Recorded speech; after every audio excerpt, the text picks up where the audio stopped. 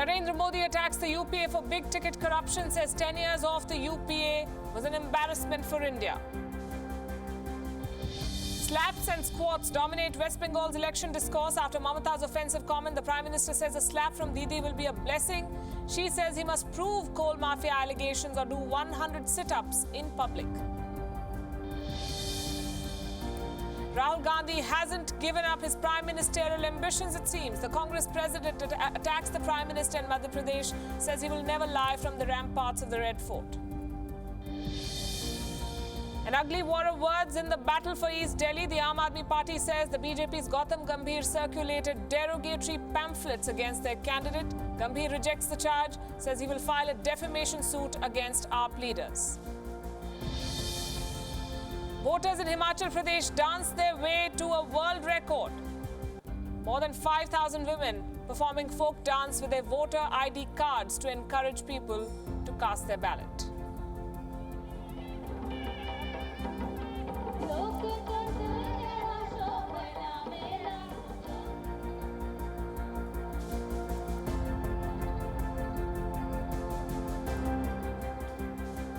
It really is the dance of democracy. Hello and welcome to an all-new episode of India Election Watch. I'm Palki Sharma Upadhyay, and this is the show that brings you the very latest on the world's biggest election, perhaps the longest as well, stretching over almost 2 months. We have for you verified updates, unbiased analysis, the entire election day wrapped up in a crisp 30 minutes. Let's begin with the day's highlights.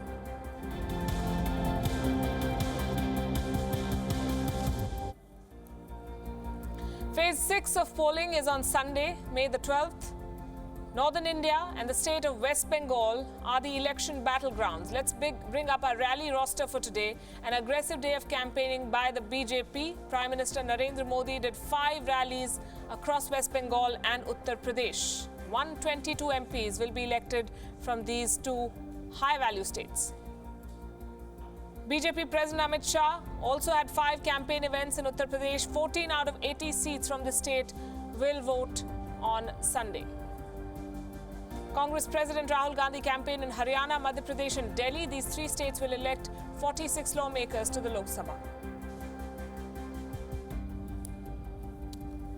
The bulk of the action was seen in West Bengal today. Narendra Modi and Mamata Banerjee locked in an intense war of words. It's been going on for a while now, but with only 2 phases of polling left, this political war continues to get bitter with each passing day.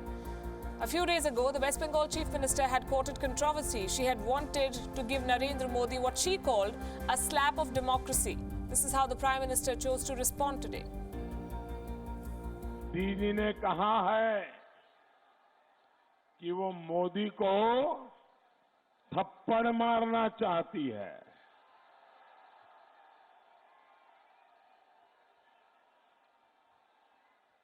दीदी, ओ ममता दीदी,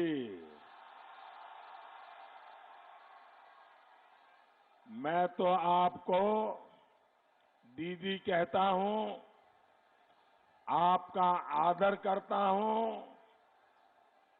आपकी थप्पड़ भी मेरे लिए तो आशीर्वाद बन जाएगी। She's younger than Modi, by the way. There is more then. Prime Minister Modi said Mamata Banerjee has a soft corner for intruders. He questioned her for demanding evidence for surgical strikes. हमारे सपूत जो राष्ट्र रक्षा में अपनी भूमिका निभा रहे हैं, उनके लिए दीदी की ममता का नामो निशान नहीं है। आपने देखा है कि जब हमारे सपूतों ने पाकिस्तान के आतंकियों को घर में घुस करके मारा, तो दीदी ने आतंकियों की लाशें दिखाने की मांग की। जब पूरा देश सर्जिकल स्ट्राइक डे मना रहा था, तो पश्चिम बंगाल की सरकार ने ऐसा करने से इनकार कर दिया।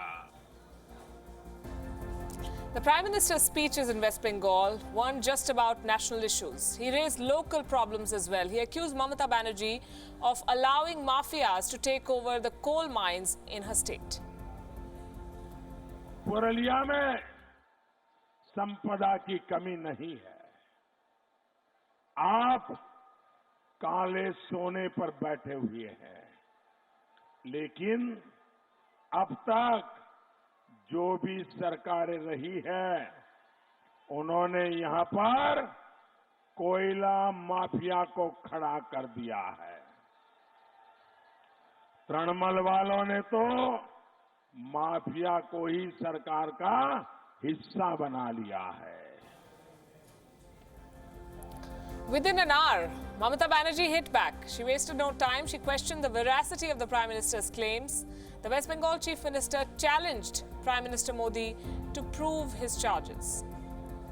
আমি চ্যালেঞ্জ করে বলছি আমাদের তৃণমূল কংগ্রেসের যারা ইলেকশনে লড়ছে আমার বাংলায় 42টা প্রার্থী একটাকে প্রমাণ করতে হবে কোল মাফিয়া আমি 42টা প্রার্থী উইথড্র করে দেবো আর তুমি যদি মিথ্যে কথা বলো তোমাকে জনগণের সামনে কান ধরে উল্লাস করতে হবে 100 বার করে রাখলাম।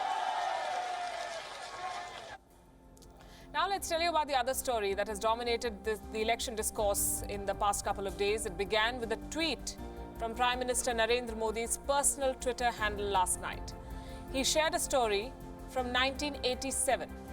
The Prime Minister said that then Prime Minister Rajiv Gandhi and his family used an Indian Navy aircraft carrier for a personal vacation. The story said that the INS Virat was used for a holiday to the Lakshadweep by the Gandhi family. The tweet sparked a firestorm of allegations and counter-allegations between the BJP and the Congress, but the tweet served its purpose. It created a controversy. It put the Congress on the back foot, some would say. Here is how Rahul Gandhi chose to defend his party. और अगर आपको राजीव गांधी जी की बात करनी है, मेरी बात करनी है, आप जरूर कीजिए, दिल खोल के कीजिए, मगर जनता को समझा दीजिए कि आपने राफेल मामले में क्या किया और क्या नहीं किया। आप जनता को ये भी समझाइए कि आपने जो वायदा किया था 2 करोड़ युवाओं को रोजगार देने का, वो आपने पूरा नहीं किया। Reports say the then commanding officer of INS Virat has issued a statement. He has denied the BJP's claims, saying that Rajiv Gandhi was on board the ship only in official capacity. Despite that, the BJP has found some fresh fodder for its campaign against the Congress party. There are different versions of what happened way back in 1987. Some officers saying that there was no violation, others saying that the story put out by the BJP has no basis in fact. You haven't heard the last of this. Sultanpur in Uttar Pradesh, meanwhile, witnessed a rare sight today, a battle between two Gandhis. Priyanka Gandhi Vadra held a rally in Menaka Gandhi's backyard. The Congress General Secretary campaigned for her party's candidate, Sanjay Singh. But her target was not her aunt Menaka Gandhi. Priyanka Gandhi was still aiming at the Prime Minister. Listen into what she said in Sultanpur. बहनों और भाइयों, इनसे बड़ा कायर, इनसे कमजोर प्रधानमंत्री मैंने जिंदगी में नहीं देखा है। राजनीतिक शक्ति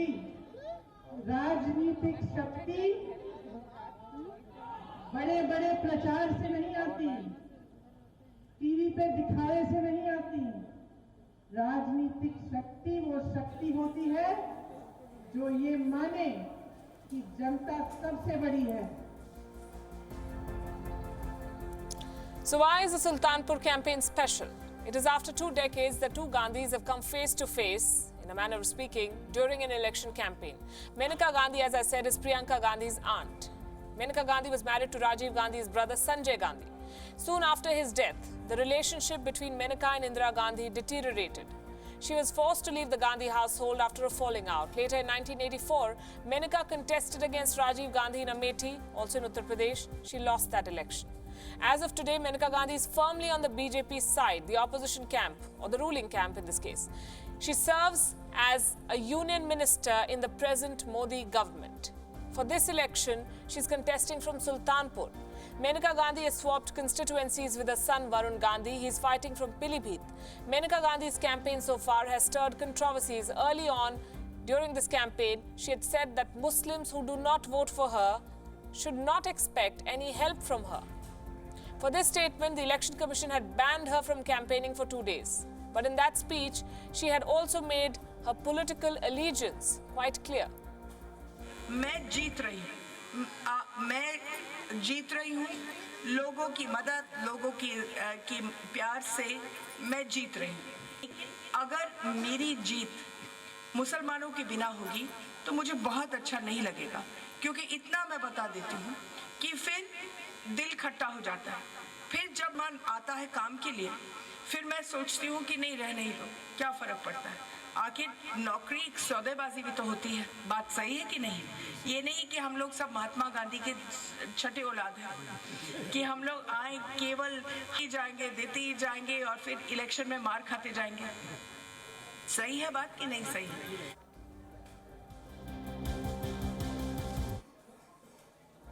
Now to frequently asked questions, how many candidates with criminal cases are in the fray? Again, this is a topical question. Background of candidates becomes a topic of discussion ever since both sides put up some questionable candidates. The BJP's Sadhvi Pragya Thakur is one example. She's contesting from Bhopal, and we make a distinction. She has been acquitted in the Malegaon blast case, and yet there is criticism coming her way. Let's skip the specifics, look at the broad numbers. Association for Democratic Reforms has put out a survey. 967 of the total 978 candidates in the fray in phase 6.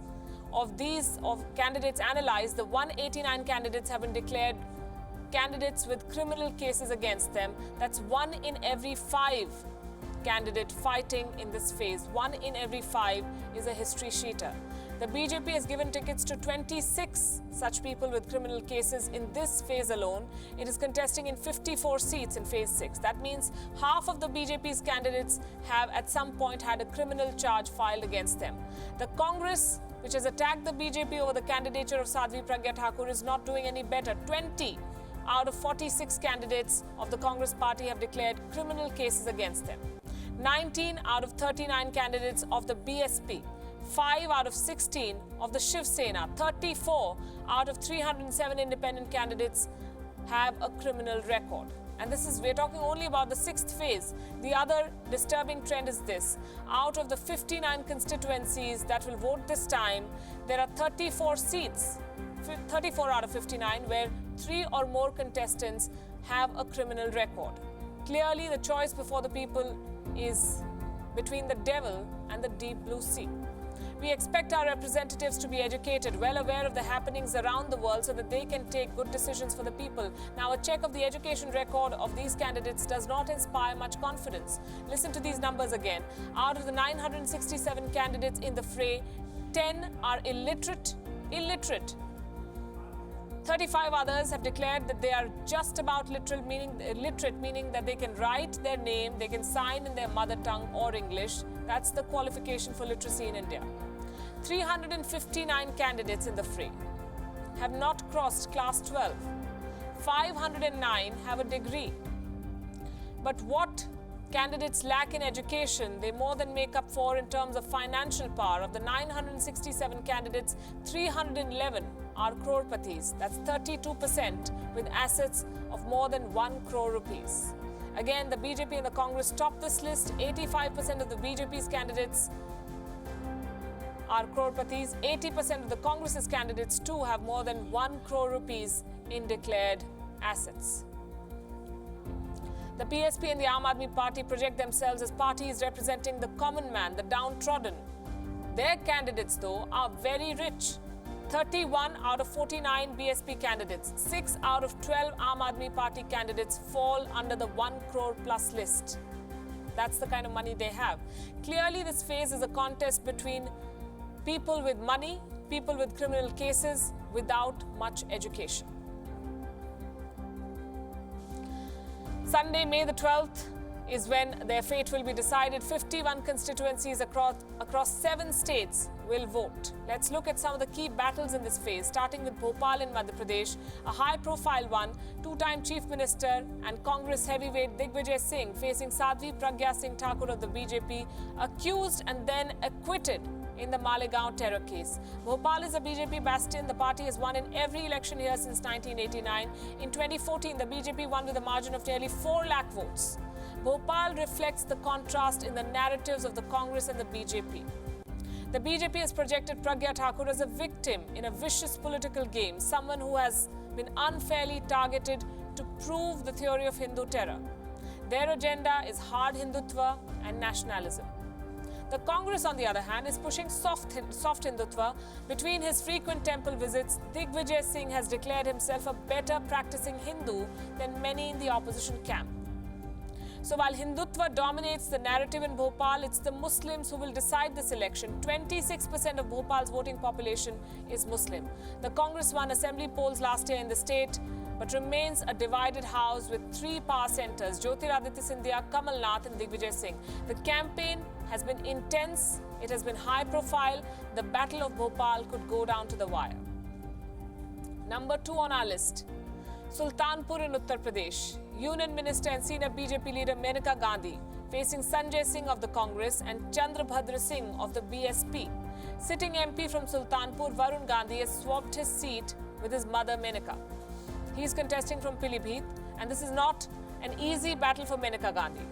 The BJP wrested the seat from the Congress in 2014. Sanjay Singh, remember, was MP in 2009.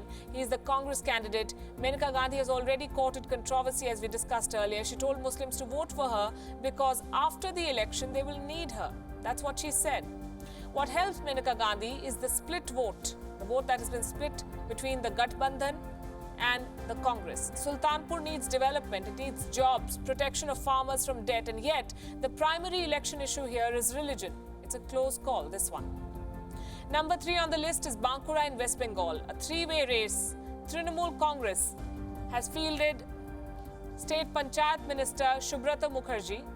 He will take on Amiya Patra of the CPIM and Subhash Sarkar of the BJP. Now, Bankura was a left bastion for 34 years. But in the last election, the Trinamool Congress's Munmun Sen, the actress, became a giant killer. It was a surprise win, and this time she's contesting from a different place, that's Asansol. The TMC has a battle on its hands here in Bankura. Their candidate is well known. His performance as mayor of Kolkata gives him an edge, but there is anti-incumbency against Mamata Banerjee. The BJP has made significant gains in tribal-dominated areas. The RSS is active here. This could be a photo finish. Bankura in West Bengal. 4th on the list, Dhanbad in Jharkhand. A straight shootout between sitting BJP MP Pashupati Nath Singh and the Congress's Kirti Azad. Azad is the MP from Darbhanga, a BJP MP, but recently he quit the BJP and he joined the Congress. Both the candidates are well known, they're successful politicians, but Pashupati Nath Singh should start as the favourite. He has been the MLA from Dhanbad thrice and then MP since 2009. Dhanbad is the largest producer of coal in India, but it suffers from many problems: illegal mining, water shortage, displacement of people, Naxalism. Last time, Pashupati Nath Singh won by nearly 3 lakh votes. This time, there's discontent against the government. The Congress is very much in the game. And last on today's list is Kurukshetra in Haryana. All 10 seats in the state are voting this time in one phase. Traditionally, the Indian National Lok Dal and the Congress are the strong parties here. But the BJP won in 2014 and now sitting BJP MP has quit. The BJP and the Congress are field locals, but the biggest contestant from Kurukshetra is Arjun Chautala, grandson of Om Prakash Chautala. He's seeking votes in the name of his grandfather and great-grandfather, Devi Lal. Now, caste is a major poll factor in Haryana in general and Kurukshetra in particular. The Jats are not happy with the BJP, especially after the 2016 quota protest. The BJP is relying on backward class votes. The Jats are divided. The Congress has used its full might in this campaign with both Rahul and Priyanka Gandhi doing rallies in Kurukshetra. This in fact promises to be a close fight.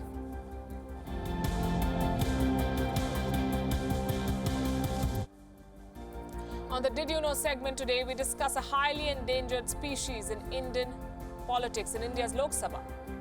You may ask who they are. No, not the communists, that they are battling for relevance in Indian politics. They do exist in numbers in the Lok Sabha. The section that I want to discuss today is the independent candidate. Do you know which was the biggest party in India's first Lok Sabha? Of course you know. It was the Congress. Now, do you know which was the second biggest group? It was the independents, men and women without a party. India's first Lok Sabha had 36 independent representatives. India's current Lok Sabha has 3. In the first 5 Lok Sabhas, that is till the year 1977, every parliament had more than 15 independent candidates. That trend changed in the election that came after the emergency. The post-emergency Lok Sabha had only 7 independents. By 1980, that number had dropped to 4. The figure fell to 1, the lowest ever in 1991 when P.V. Narasimha Rao was Prime Minister of India. Right now is the second lowest, that is 3 independent MPs in this 16th Lok Sabha. In all, India's Lok Sabha has seen 202 independent lawmakers. Now, do you know which state has elected the most independent candidates? In the first election, it was then Madras, followed by Rajasthan. On an overall basis, Uttar Pradesh tops the list with 28 independent MPs since 1952. Karnataka has sent the least number of independent candidates, just 3 so far. And I'm not done with the trivia yet. Over the years, several prominent politicians have been elected to the lower house as independents. Bikaner Lok Sabha constituency stands out. It elected an independent MP for 5 times in a row since 1952, and the man was none other than the Maharaja of Bikaner, Karni Singh.